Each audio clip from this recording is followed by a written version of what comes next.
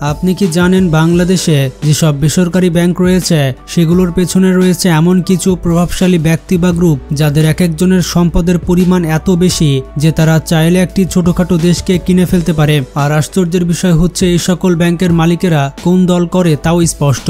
কেউ কেউ আওয়ামী লীগে ঘনিষ্ঠ, কেউ কেউ বিএনপির অনুসারী, আবার কেউ কেউ ব্যবসায়ী। আজকের ভিডিওতে আমরা জানবো বাংলাদেশের ব্যাংকগুলোর মালিক কারা, তারা কোন রাজনৈতিক দলের অনুসারী এবং তাদের সম্পদ ও প্রভাব কতটা বিস্তৃত। তার আগে চ্যানেলে যারা নতুন তারা এখনই চ্যানেলটি সাবস্ক্রাইব করে ফেলুন।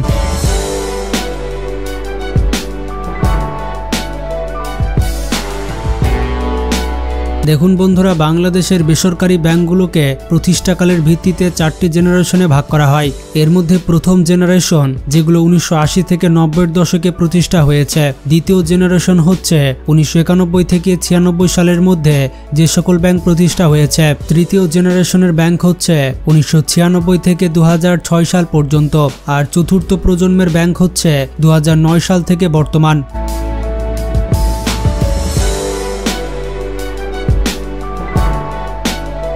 তো প্রথমে রয়েছে ইসলামী ব্যাংক পিএলসি। ব্যাংকটি প্রতিষ্ঠা হয়েছিল 1983 সালে। এর সদর দপ্তর ইসলামী ব্যাংক টাওয়ার, ঢাকা, এবং এই ব্যাংকের মালিক হচ্ছে এস আলম গ্রুপ এবং তিনি হচ্ছেন আওয়ামী লীগের অনুসারী। ইসলামী ব্যাংক বাংলাদেশ পিএলসির কর্মচারীর সংখ্যা প্রায় 13,000 plus.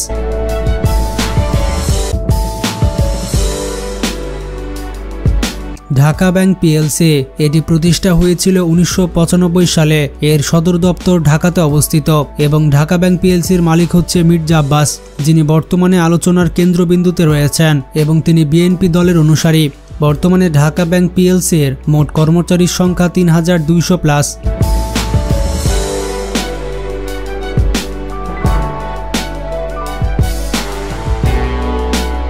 United Commercial Bank PLC, ব্যাংকটি প্রতিষ্ঠা হয়েছিল 1983 সালে। ব্যাংকের সদর দপ্তর ঢাকার গুলশানে অবস্থিত।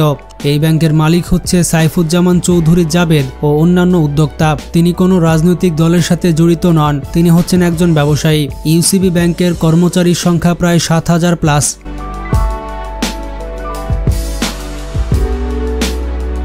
AB bank PLC, AB bank প্রতিষ্ঠা করা হয়েছিল 1982 সালে এবং ব্যাংকের সদর দপ্তর ঢাকাতে অবস্থিত। ব্যাংকের মালিকের নাম হচ্ছে মোর্শেদ খান, যিনি হচ্ছে প্যাসিফিক গ্রুপের মালিক এবং তার দলের নাম হচ্ছে বিএনপি। এবি ব্যাংক পিএলসির মোট কর্মচারীর সংখ্যা প্রায় 3800 জন প্লাস।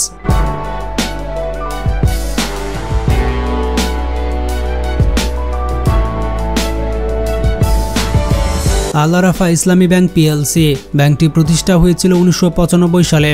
আল আরাফা ইসলামী ব্যাংক পিএলসির মালিকের নাম হচ্ছে এস আলম গ্রুপ এবং তার রাজনৈতিক সংশ্লিষ্টতা হচ্ছে আওয়ামী লীগ এবং এই ব্যাংকের কর্মচারীর সংখ্যা প্রায় 4000 plus.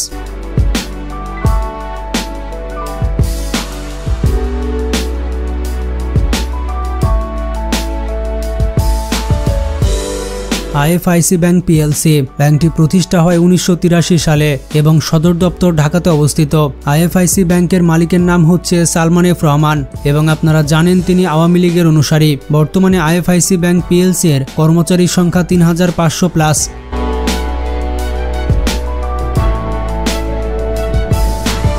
BRAC bank PLC, BRAC bank প্রতিষ্ঠা হয় 2001 সালে এবং এই ব্যাংকের মালিক হচ্ছে ব্রাক কোম্পানি, যেটি কোনো রাজনৈতিক দলের সাথে জড়িত নয়। এটি একটি নিরপেক্ষ ব্যবসা প্রতিষ্ঠান। ব্রাক ব্যাংক পিএলসির কর্মচারীর সংখ্যা 8000 প্লাস।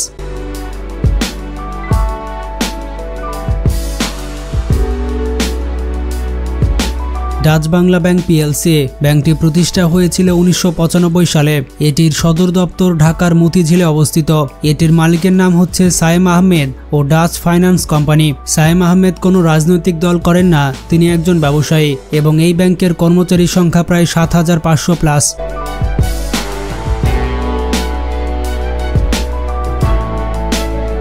সোশ্যাল ব্যাংক পিএলসি, ব্যাংকটি প্রতিষ্ঠা হয়েছিল 1995 সালে। এটির সদর দপ্তর ঢাকাতে অবস্থিত এবং এই ব্যাংকের মালিকের নাম হচ্ছে এস আলম গ্রুপ এবং তিনি আওয়ামী লীগের একজন অনুসারী। সোশ্যাল ব্যাংক পিএলসির কর্মচারীর সংখ্যা 3200 জন plus.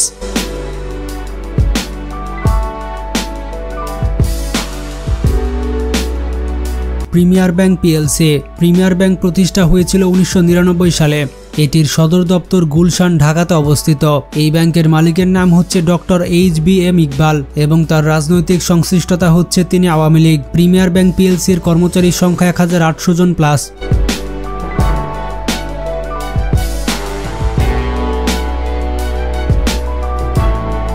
City Bank PLC. City Bank প্রতিষ্ঠা হয়েছিল 1983 সালে। এটির সদর দপ্তর ঢাকার গুলশানে অবস্থিত। মালিকের নাম হচ্ছে পার্টিস গ্রুপ, আনোয়ার গ্রুপ সহ 13 জন উদ্যোক্তা এবং তারা সবাই হচ্ছে ব্যবসায়ী। ব্যাংকের কর্মচারীর সংখ্যা 4500 জন plus.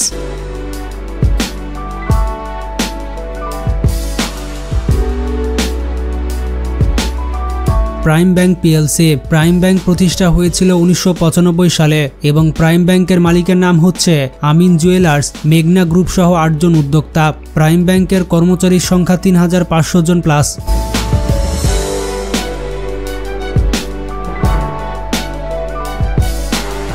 Exim Bank PLC. Exim Bank প্রতিষ্ঠা হয়েছিল 1999 সালে, যার সদর দপ্তর ঢাকার মতিঝিলে অবস্থিত। এক্সিম ব্যাংক পিএলসির মালিকের নাম হচ্ছে নজরুল ইসলাম মজুমদার এবং তিনি হচ্ছেন একজন ব্যবসায়ী। এই ব্যাংকের কর্মচারীর সংখ্যা 3800 জন plus.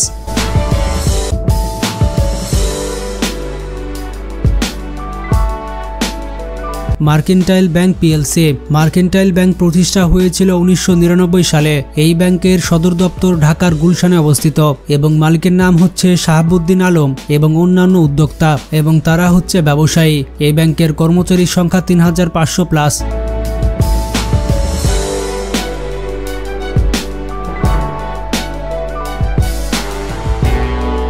Bank Asia PLC. Bank Asia প্রতিষ্ঠা হয় 1999 সালে এবং এটির সদর দপ্তর মতিঝিল, ঢাকাতে অবস্থিত। ব্যাংক এশিয়ার মালিকের নাম হচ্ছে সিনহা গ্রুপ এবং তিনি একজন ব্যবসায়ী। এই ব্যাংকের কর্মচারীর সংখ্যা 2800 জন plus.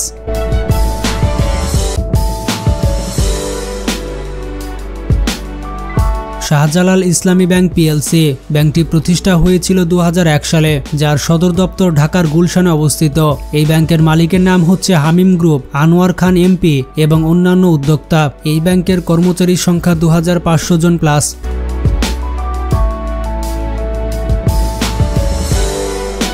Mutual Trust Bank. Mutual Trust Bank প্রতিষ্ঠা হয়েছিল 1999 সালে, যার সদর দপ্তর ঢাকার গুলশানে অবস্থিত। এই ব্যাংকের মালিক অনেকজন রয়েছে, যেমন এসিআই কোম্পানি, অ্যাপেক্স কোম্পানি সহ মোট 6টি গ্রুপ এবং তাদের সংশ্লিষ্টতা হচ্ছে তারা ব্যবসায়ী। এই ব্যাংকের কর্মচারীর সংখ্যা 2600 জন প্লাস।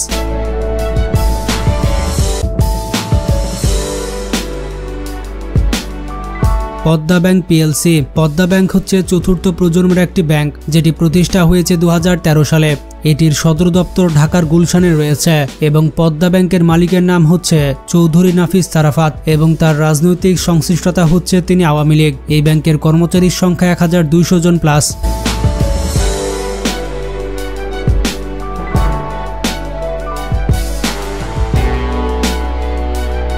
গ্লোবাল ইসলামী ব্যাংক পিএলসি। গ্লোবাল ইসলামী ব্যাংক প্রতিষ্ঠা হয় 2013 সালে এবং এই ব্যাংকের মালিকের নাম হচ্ছে এস আলম গ্রুপ। তার রাজনৈতিক সংশ্লিষ্টতা হচ্ছে আওয়ামী লীগ। এই ব্যাংকের কর্মচারীর সংখ্যা 1500 জন প্লাস।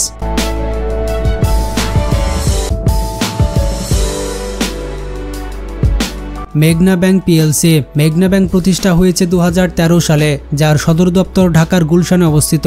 মেঘনা ব্যাংকের মালিকের নাম হচ্ছে হাবিব গ্রুপ, যার মধ্যে রয়েছে নজরুল হামিদ বিপু, আশিকুর রহমান এমপি ইত্যাদি। তাদের রাজনৈতিক সংশ্লিষ্টতা হচ্ছে তারা আওয়ামী লীগ এবং ব্যাংকের কর্মচারীর সংখ্যা 1400 জন প্লাস।